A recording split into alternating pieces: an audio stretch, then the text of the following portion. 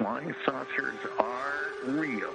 They've seen the aliens buzzing our missile silos. The UFO phenomenon, either we like it or not, is already very much part of our reality. That caused a compass needle to spin and spin. And that's where the whole seed for the idea of underground bases at Dulce was planted. They had very large eyes, and, I found their stare extremely difficult to bear. Hello, everyone, and welcome to the show. I'm Martin Willis, your host. Michael Loke will be joining us in a moment for the news. Well, again, from now on, we will be broadcasting our shows at 8 p.m. Eastern Standard Time, which is minus 5 hours UTC/GMT, and that's going to be on all1broadcast.com. That's with the number 1. Shortly after that show, we will post our podcast right around 9 o'clock or so, EST. I'm hoping to see some of the listeners in the chat room. It was a lot of fun last week. Michael, do you think you might make the chat room this time? I will do my best. I have kids, and Friday nights are, kind of kids' night. So, but I'll try my best. Oh, you can't. Maybe you could have someone sit in for you, a pitch hitter that could just make things up. As a father, or in the chat room? As a father, of course. Well, anyway, after the news and before our interviews, we are going to have a chat with Peggy. She is the admin of our very, very active Facebook page, a lot to do with her. Our guest today, Peter Maxwell Slattery. He's out of Australia, has a bit of a strong accent, but a nice chap, and we have a conversation about 20 minutes with him. I was on Open Minds last Monday. I was interviewed by Alejandro Rojas, and that is on the homepage of our website. And I found out that I'm a better interviewer than an interviewee, because I thought about all these things I should have said afterwards, and I really feel for a lot of the guests that I interview after this. So, Michael, what's up for the news today? Well, this week we have some space and science news as well as UFO stories. First, though, I would like to remind everyone that all of our stories have links to full coverage on major media websites in our show notes at podcastufo.com. And while you're there, take a minute to join the forums where you can connect with other listeners, the Podcast UFO team, and special forum guests such as Mac Maloney, who will be interacting with everyone through a special guest star forum from July 20th through the 23rd. And now the news. For the first time, astronomers have been able to identify the color of an extrasolar planet. Hubble telescope scientists have determined that HD 189733b, which is about 63 light years away, is blue. However, this does not indicate that it is an Earth-like water world. Instead, it is a blue gassy giant with a temperature of about 1,000 degrees Celsius. Yeah, I listen to a podcast every week called Star Stuff, and it's a very scientific astronomy podcast. And it was talking about this, and wow, do you know that the wind is over 4,000 miles an hour? On that planet. That's what they think it is, and it's like silica, like glass, that's, they think that is causing this in the atmosphere. Pretty amazing. Very extreme. Oh, so it's like living in a auto paint sandblaster. Basically, so, right. Nice. Yeah. Nice. I still need, we've talked about this, but I still think we need to start naming planets. I know. If I lived on that planet, I wouldn't really appreciate that name. Really. You wouldn't want to be an HD 189733BN. Yeah, it doesn't flow, It doesn't at all. An Italian astronaut on the International Space Station was forced to retreat back into the station after liquid started collecting in his helmet. Although Luca Parmentano first thought his drink bag was leaking, the amount kept increasing, and it soon became clear he could not complete the remaining 5 hours of the scheduled 6-hour spacewalk. Engineers estimate that between 1 liter and 1.5 liters of fluid from the suit's cooling system actually made its way into the helmet. They are now working to determine if the failure is unique to Luca Parmentano's suit or is an indicator of a flaw in all of the spacesuits. Well, first of all, I would wonder if that fluid would be toxic, something that would be like a cooler for the suit. There's not meant to be any contact with your skin or your breathing or anything like that. Second of all, anything at all happens to me in a spacesuit when I'm up in space, and I'd be panicking anyway, never mind something happening. Oh, yeah, I'd be adding my own liquid to the mixture at that point because, I mean, think about it. You've got a fishbowl on your head. Yeah. And someone pours a 2-liter of Mountain Dew into that. Or really, probably, like you were saying, probably like a 2-liter of antifreeze. Yeah. Into your helmet. There's no way that's, I would just assume, okay, I'm going to die now. Yeah, absolutely. I mean, I'd be heading for the hatch instantly. Exactly. Exactly. And he was out there for some time, I mean, after it started, because it kept collecting, so, until it was getting into his eyes. Well, those Italians, they built Rome. But not in spacesuits. No, yeah, that's true. KRQE is reporting that the Roswell International UFO Museum and Research Center has launched a new site designed to allow people to share their encounter experiences. RoswellSightings.com also offers science news and video. Sightings are actually rated on their credibility by an advisory board based on the amount of supporting evidence supplied. We have links to the story and RoswellSightings.com in the show notes. Did you get a chance to look at that, Martin? I did. And, I think a board for sightings, that's very similar to what France's Gaipan does. They try to review things and then they rate them. It's very similar to that. The site looks pretty easy to use. The only, I don't want to say issue I have, but thoughts I have, I should say, is people think of Roswell, they think of the crash, they think of, that one incident. And I just hope that, they would take it serious enough to actually use it. And I hope it grows because the functionality on the website is very good, actually. Yeah, I wish they just would rate the strength of the case as opposed to the credibility because, that I think is an unfortunate turn of words because if you are just telling your story and you don't have photographs and you don't have film, you're going to get a lower rating, which credibility, I think, has a potential of being insulting or at least seeming insulting, whereas strength is a little bit, more neutral. Yeah. They need us for an advisory board to advise their advisory board. Special consultants. Yes. Wisconsin amateur UFO researcher Alan W. Smith has a new vehicle designed specifically to assist him in his work. The Ashland County Journal also has pictures of the vehicle, which boasts a telescope, GPS, and UFO research emblazoned on the side. Other researchers might want to check out his investment and get some ideas for their own vehicles. It's a fairly well thought out package, but not a huge investment if you already have a research vehicle. Did you get a chance to see that? I did, but I don't know if you've ever heard of Douglas Trumbull.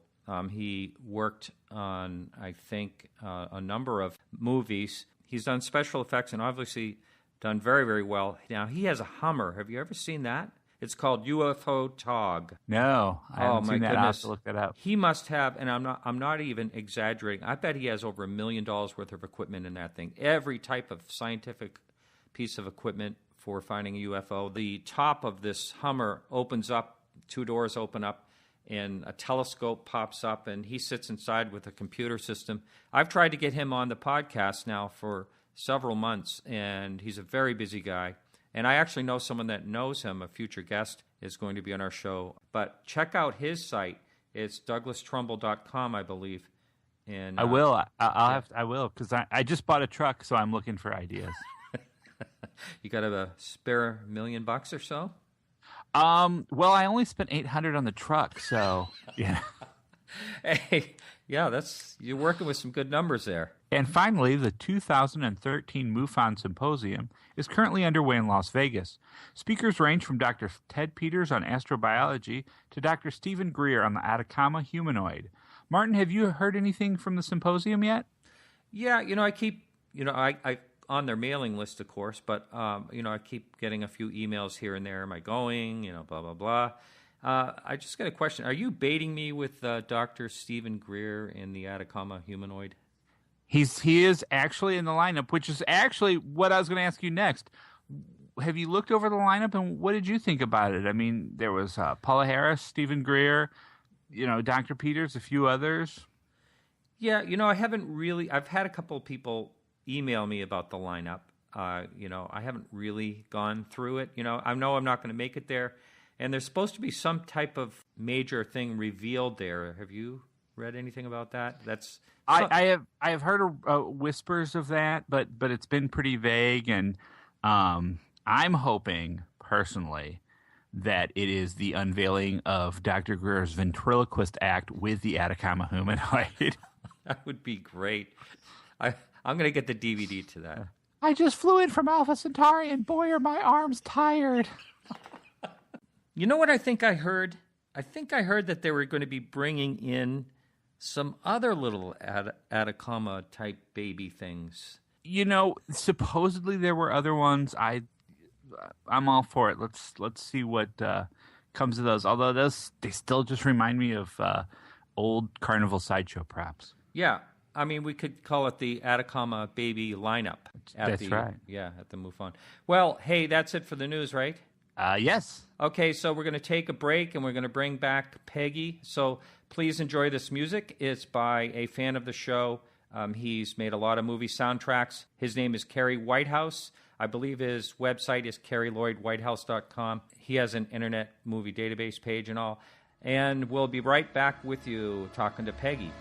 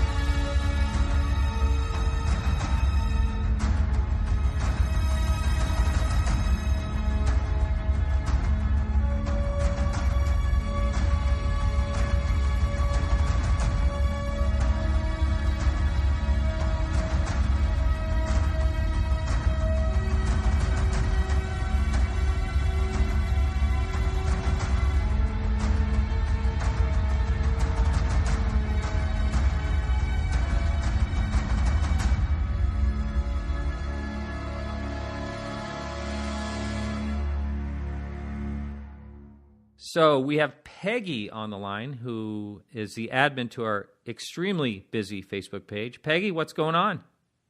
Not a whole lot, Martin. Just barely up. It's 8 o'clock in the morning in Las Vegas. That's right. Peggy, I want to thank you, Peggy. Well, you're welcome, Martin. I believe you post like 3 or 4 postings a day.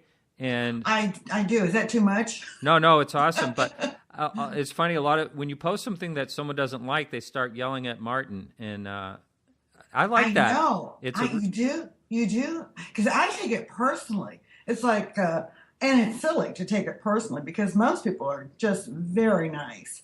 And the few that aren't, why bother? But it's like, what? Yeah. I guess you call them trolls. Some people can be a little harsh, but for the most part, they're good people on there. You're right. But it's funny. They really are. It's funny the type of posts you and I always talk about the reaction of the comments and the likes and things like that and the different types of posts. And I find that pretty interesting. It is. You get to learn a lot about your audience by going back to see what their favorites and what's gotten the most hits. Right. What has gotten the most hits? Is it Martin's "Having My Baby" song? I don't remember that one, but I'm sure that would have gotten the most hits. That was the one where that was the one about my favorite, my nemesis, Stephen Greer. They love the UFO related cartoons, and of course anything that is UFO related, especially the pictures. It was a cigar shaped UFO that I posted. It was a representation, not an actual picture, but it got a ton of hits. I think over 5,000. Wow. Well, you do a good job because we have, the page is growing every single day. So, and thanks to you. Well, thank you. It's a lot of fun, and I'm happy to do it. So, Peggy, just a little background about you. You have had an interest you found our show, about a year ago, something like that?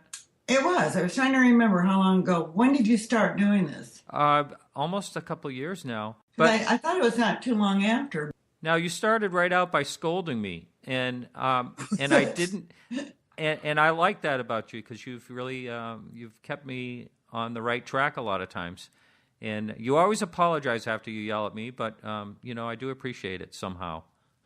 Well, I am truthful and perhaps a little blunt.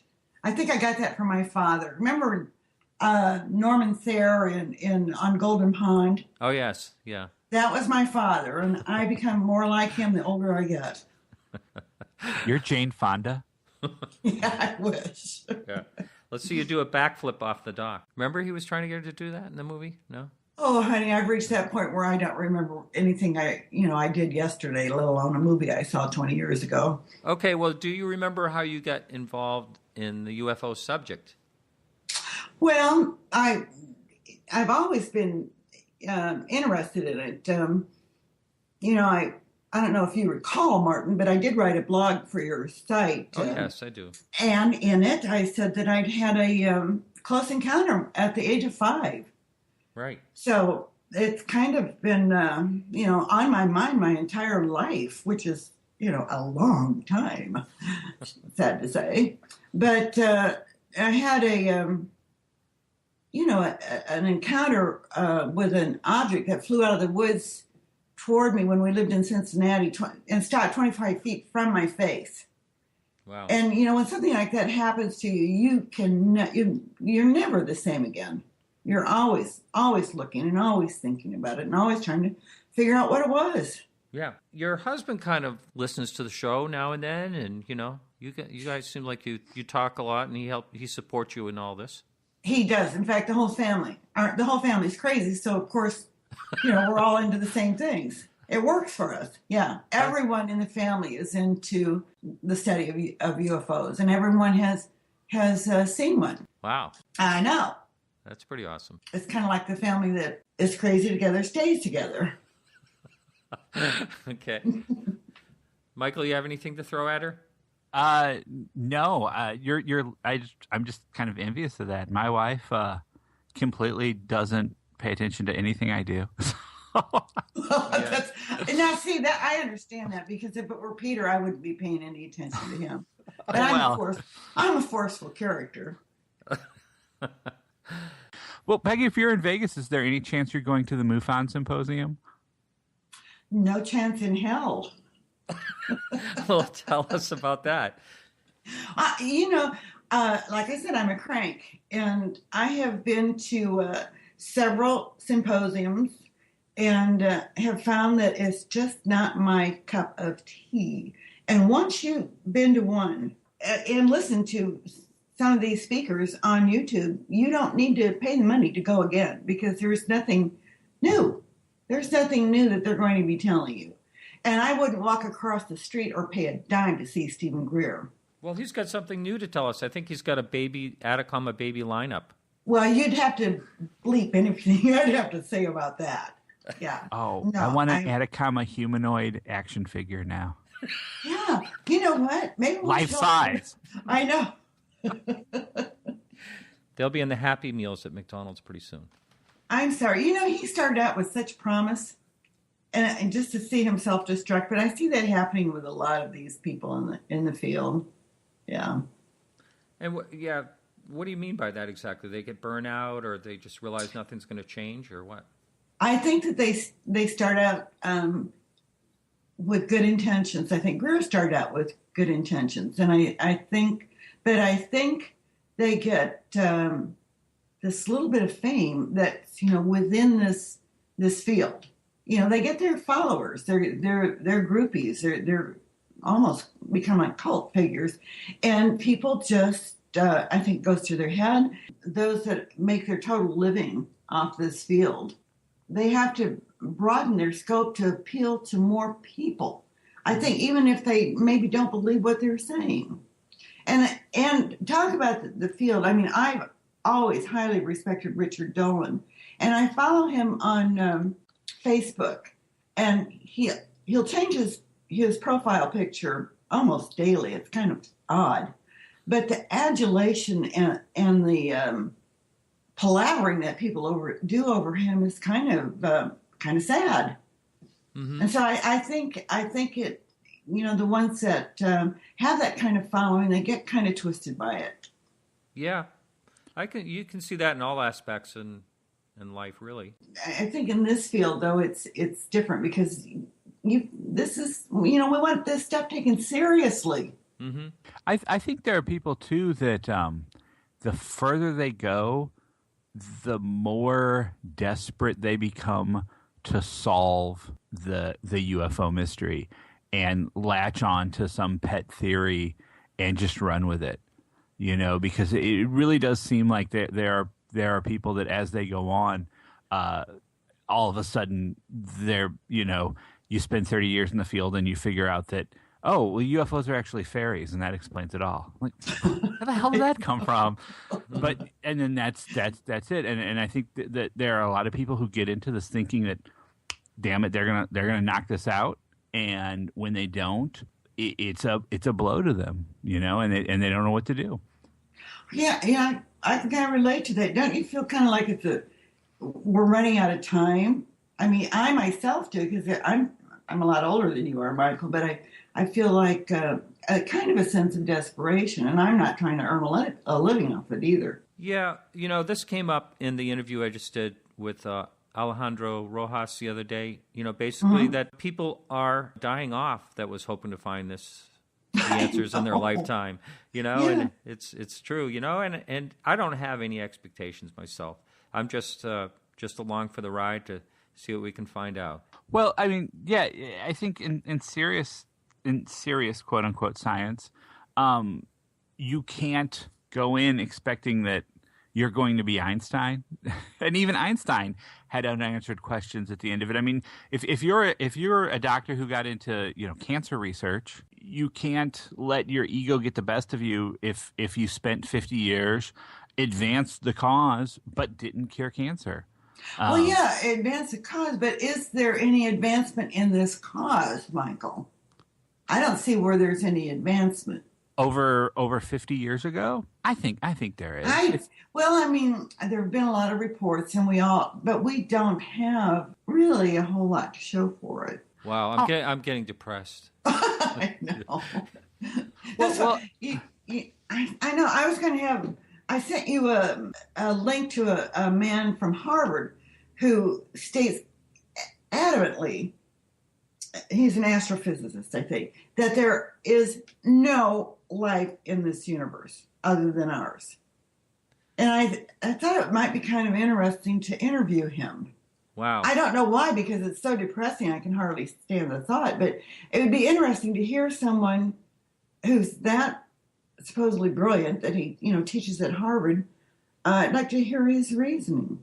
I would too. I mean, to me that sounds very arrogant, really, actually. It does, but I'd like to hear him say it. Yes, I'll try to get him on. Well, this was a lot of fun having the three of us on. I think we should do this again. What do you think? I think that'd be great.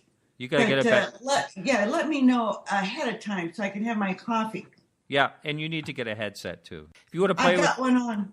No. If you want to play with the big boys, you got to get yourself a headset mic. Oh, Martin. Yeah. Let me just say one last thing to our listeners. If for some inexplicable reason you actually would want to get in on something like the conversation we just had, join us in the chat group. Absolutely. And come visit us in the forums. We are in the forums, and Martin's always in chat, and I try to make it as often as I can. So, and we expect Peggy might even get in there this week. What do you mean always in chat? Are you always in some chat room someplace? No, this is during the show only. Yeah, during the show's chat. He is always going to be there. He signed a blood pact with the gods of chat to be there.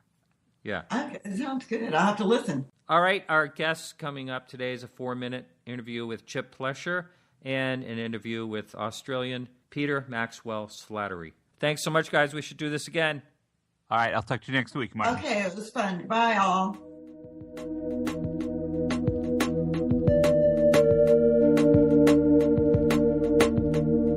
I'm with Chip Plesher. How you doing, Chip? Good, thank you, Mark.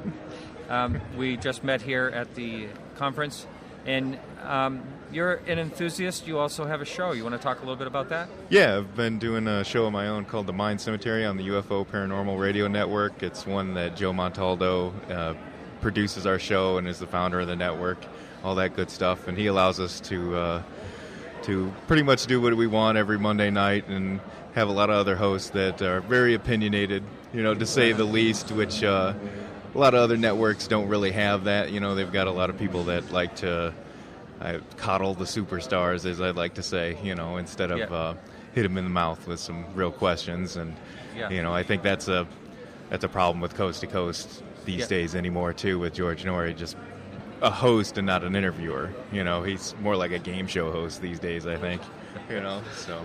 Yeah, so you explore all different types of paranormal. Is UFOs one of your favorites? Yeah, I'm more centered towards UFO and ufology. I'm more into alien contactees, abductees, whichever they want to quantify themselves as, because I know that's a big discrepancy with a lot of them, whether it's willing or not, and then even some of them like to say that they've been fooled into thinking that they're willing participants and everything like that. So, I do more of that. I do hit on the paranormal, but not so much because I think there's even less answers in the paranormal field than anything else. And when it comes to cryptozoology, well, we're rolling off the rails on that one sometimes, when it comes to Bigfoot and Chupacabra and Mothman and things like that. I also would like to do some conspiracy stuff, but I found in the course of doing the show, it's harder to get conspiracy people on for some reason. They're a little more leery about coming on to shows, I've noticed. Yeah.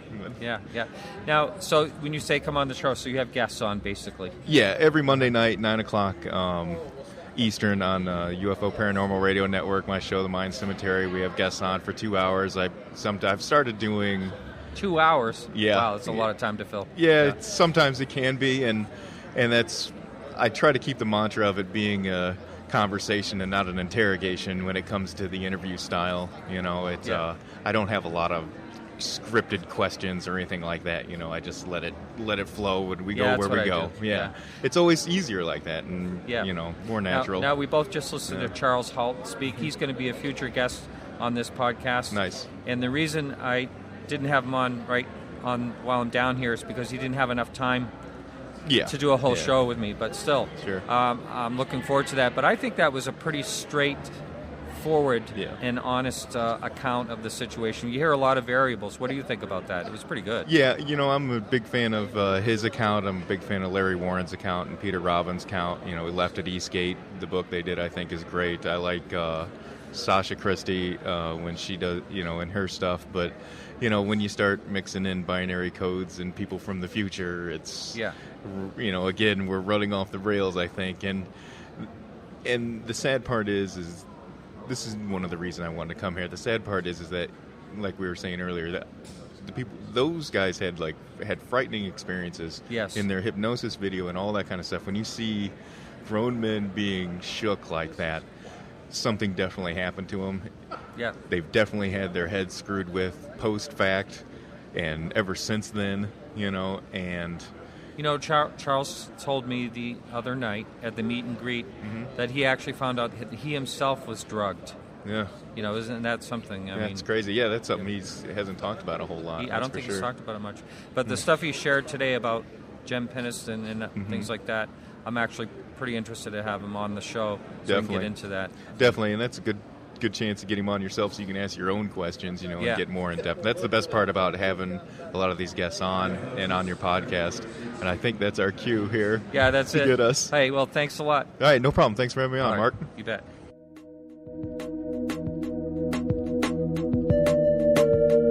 I'm on Skype in Australia. Well, I'm not actually in Australia. I'm Skyping Peter Slattery in Australia. How you doing, Peter? Yeah, good, thanks. You sound crystal clear. This is our second try. So we'll let people know it was terrible at first, but now I'm talking to you on your cell phone, which is quite amazing, actually. Yeah, no, I put Skype on it the other day, so it came in handy. Yeah, that's great. I understand you had a sighting back in 1995. Is that when it was? Yeah, that was my first sighting. I was 12 years old at the time, and I was living at my father's, and it was a hot day in the summer. I don't know the exact date or anything, but I know it was early in the summer, which is when we have our school holidays that go for a few weeks. And I thought I'd go down to the service station to go and get one of them slush puppy thingos, like the Slurpees. Oh, you have them there too? Yeah, okay. No, and I can remember back then we had this cool cup thing that we got where the cup would change colours. But, I was going down to the servo, and the servo was a few blocks away from my dad's, and he was near the corner of Dick Road. So up the end of Dick Road was the servo, and it went onto the main highway in Australia at the time, known as the Hume Highway or the Hume Freeway. And a little bit down that road, to my right, probably just below probably 30 degrees or something up in the air if you look at it on an angle, there was this huge disc. It wasn't like a normal, flying disc, but it was like on the end of your weights where you put the weights on the bar. Uh-huh. If you put one of them on their side, it was like that. It was all curved. There was sort of no protruding bits like you get two bowls or plates and put them on, connect them together. It wasn't like that. It was actually like a weight. So it was all, the top of it was straight, the bottom of it was straight, and it just had these curved edges. And it was sort of this, it was like a dull, dark grey. It didn't look shiny, but it was sort of like a darker grey. And it would have been about 3 times the size of a football field. Oh, my goodness, it was like, I've seen a few different types of crafts, but it wasn't like your normal thing you would see on a movie or photos of. And, I was 12 years old at the time, didn't know anything about this sort of thing except in cartoons or, movies or whatever. But I noticed that, and I sort of just stood still in awe. And it slowly, that was in sort of the northeast of where I was. And it cut in front of this hill, which is known as Red Light Hill, where I've actually gone up and had, seen a few other things as well. And it cut in front of the hill, so it was low enough where it cut in front of the hill, and it blocked, bits of the hill out behind it, and it just hovered west until out of view from where I was. So just a little bit past north, going left towards the west is where I couldn't see it anymore because there was a building and a few other things on the left-hand side of me, and I just sort of stood there in awe. And, I didn't know what to think. I didn't tell anybody about that till about 2004 when I had my second sighting. Now tell me, before you move on, how did you keep that to yourself, something that amazing? Well, I just thought people would think I was crazy. Yeah. Yeah, like I was a hypo kid, but my dad was a cop for 38 years and he was, straight down the line, and I just thought, there's no use. I was living with him at the time, and I thought my stepbrother and sister are going to think I'm crazy, and I didn't say anything to my brother. But around that time, years later, around 2004, when I had my second sighting, and I told a couple of people about it because a friend was with me when I saw another craft. My brother came out and said that he saw a craft the same year, around the same time, but it was a different craft to what he saw. And, he's seen a few things since then, but I just, looking back now, I didn't think much of it at the time, but later on looking back, I was just like, that's, he didn't say anything. But he was with 9 or 10 of his mates. Wow. And he was more closer to Red Light Hill, yeah. And they actually, after they saw me on TV last year, they actually contacted him and said, "Is your brother for real? And can you remember our sighting?" And I was sort of, a bit taken aback by that because I was just like, these people are contacting him years later. Like, we're talking, that was in 1995, and they contacted him, 2012 saying this, and I was just sort of, this is weird. But, that's why I didn't really say anything. Being by yourself too, and, being known as a bit of a hyperactive kid, you just think, no one's going to believe me. But later on, when a friend witnessed something with me, it was sort of like, we went back to the house. There was a couple of the boys there, my friends, and my brother was there, and we told them, and, there was somebody to say what we saw. Yeah, it's so much better. The only thing I ever saw, I was all up by myself. So it's better when you have a witness. You feel a little more confident, I'm sure. So let me get this straight. Did you say that earlier that you were on a television program, and that's why people are contacting you about this?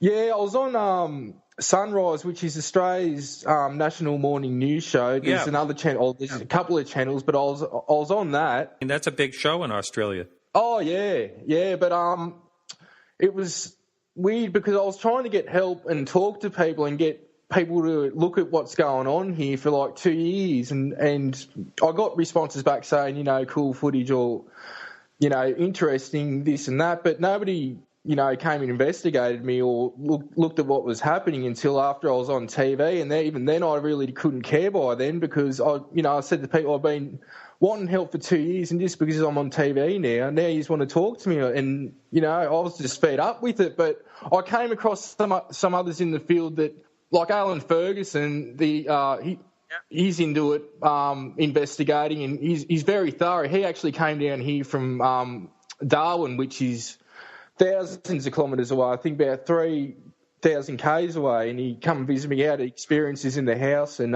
kept on getting in touch, and it was different from what he's seen a lot of crafts and seen some things, but it was different here because it was, more of the high strangeness activity, and it was weird how we come across each other. It was on Facebook, and we just hit it off straight away, and there's a few other, people that are sort of known in the field that I talk to, but now, all the people that want to come investigate, I just haven't got time for, because, a lot of these people are the people I was asking for help from for a while, and it was frustrating because a lot of people didn't get back to me, or they said interesting footage, but when stuff keeps on happening, it wasn't just a one time video clip. There's a lot of stuff that I've accumulated, and now it was just frustrating. But it just seemed after I was on TV, and 2 years before that I was actually on Prime News for the footage I got here, where I've got a craft that sits in the air.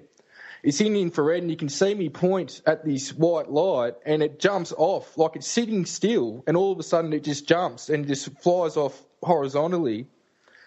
And that was shown around a bit at the time, and people said that was interesting, but nobody sort of come and talked to me, and that's when all the activity started up in 2010. Yeah, I'm pretty excited. Alan is going to be on. I think I was in touch with him quite a while ago, and he just has to buy some equipment. So Alan Ferguson will be on eventually. So he's pretty well known throughout Australia, is he? He's done a lot in Northern Territory, the top end of Australia.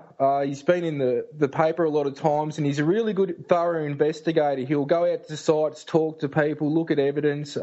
He's really good with photographic evidence. And he's like up there, I think, he's not doing it now, but for like a year or more, he was in the paper every Wednesday, sort of his opinion on whatever they wanted to talk about. But in between those times, going back a couple of years, I think, whenever there was sightings or anything happening up there, they talked to him, and they actually did it was a pretty fair job of how they reported it. It wasn't, and up there they look at the UFO situation or reality totally different than the rest of Australia. I don't know if it's because there's more sightings up there, but it's like the way I've seen it reported is just been 100 times better than down here. Like when he came here to investigate me, and we called up, because we talked a lot on the phone. Every time something happened or it was getting to me, he's been a really good support base for me, because I was sort of at breaking point middle of last year, just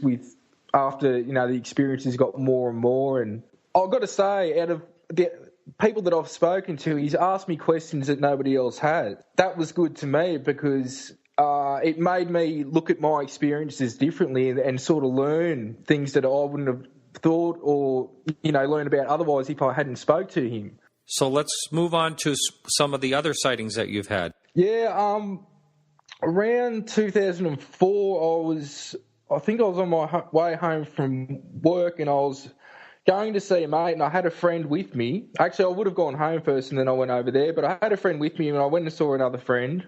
And then me and my mate got back in my car and we drove back to my house, which is like my place at the time, which is actually a few blocks away from here, next to Prime TV, which is funny enough. And I was driving, it was Eden Street I was on, and I was driving south, and as I got to the end of the road, or just before, about maybe a block away, we saw this white light over the suburb of Glenroy, which starts at the end of that road. That suburb starts there. And I would say it was about the size of a 2-storey house. It wasn't like a little orb thing. And it was doing crazy manoeuvres, going back and forth on itself and doing these smooth circle manoeuvres, going up really high and coming back down low over the suburb of Glenroy. And we pulled over and got out and just looked at this thing, and another 2 or 3 cars pulled up as well and they got out.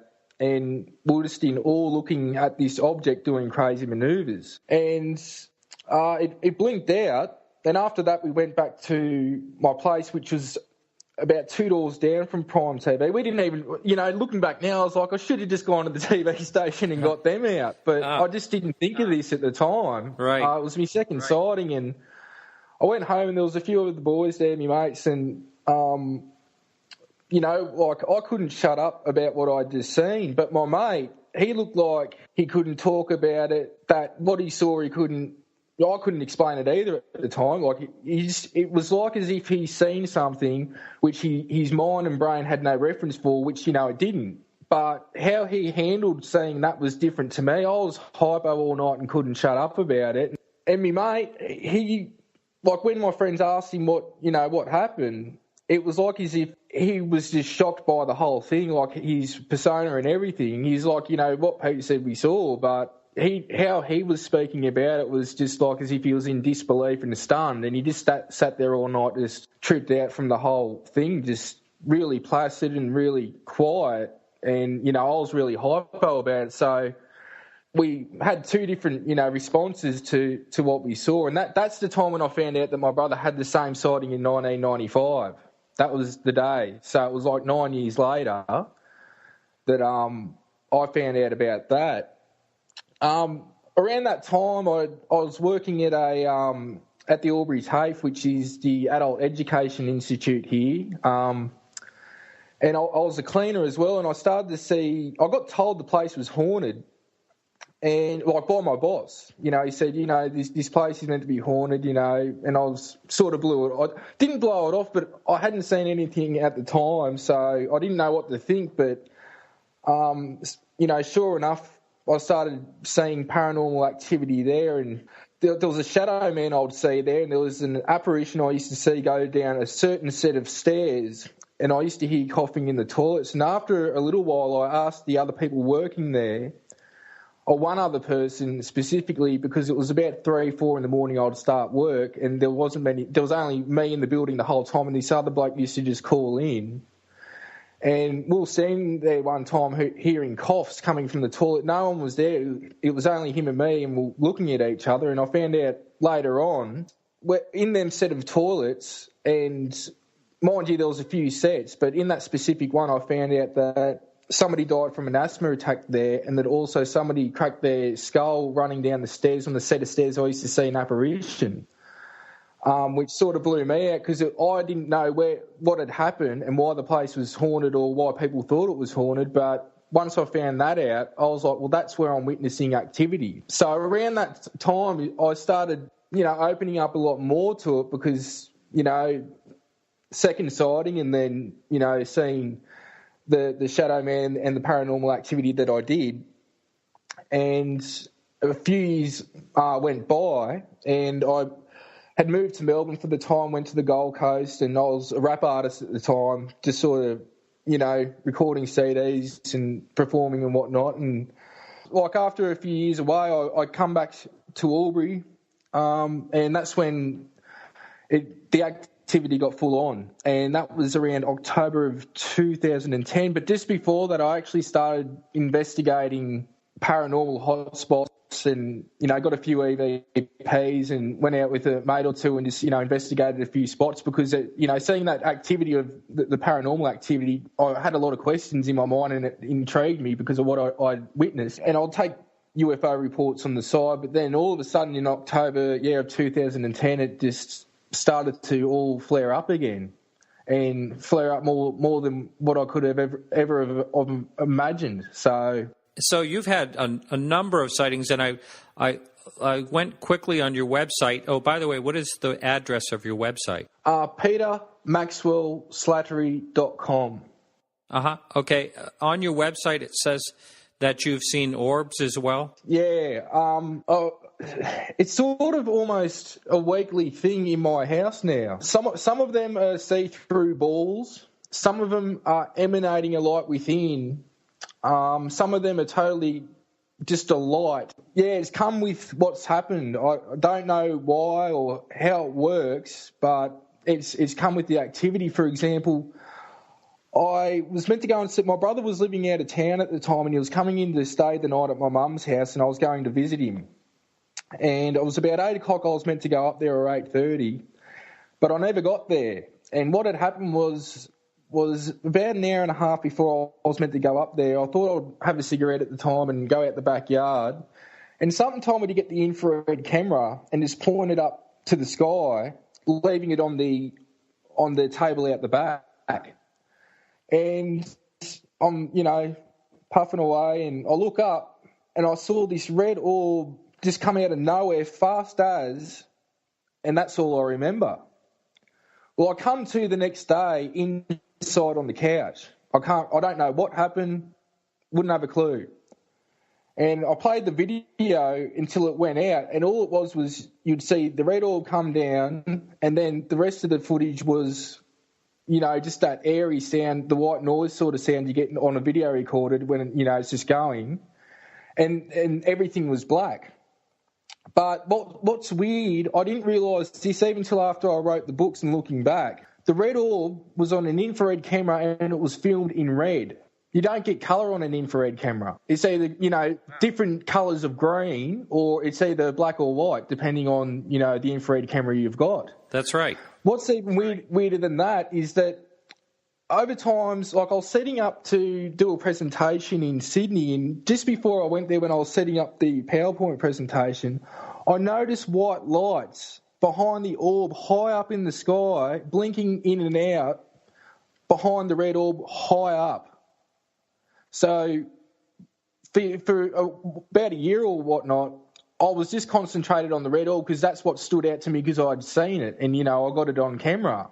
But after replaying it and showing others, there's something there high up in the sky blinking in and out, and it's a white light. So whether it's a craft and then an orb's coming out of it or what happened, who knows. But that's one experience with an orb that, to me is pretty more intriguing than the others. I've seen them, fly around the house. I've seen them pop out of it like a white portal, and this blue orb came out of it, and it basically went around all the walls of the house in every room, and then flew back out. And I was actually able to get a photo of it before it was going back out. And it's this, you can see it on my timeline page on my website. It's like a fluid light ball, and it's like a liquid blue. It wasn't like other orbs that I'd seen.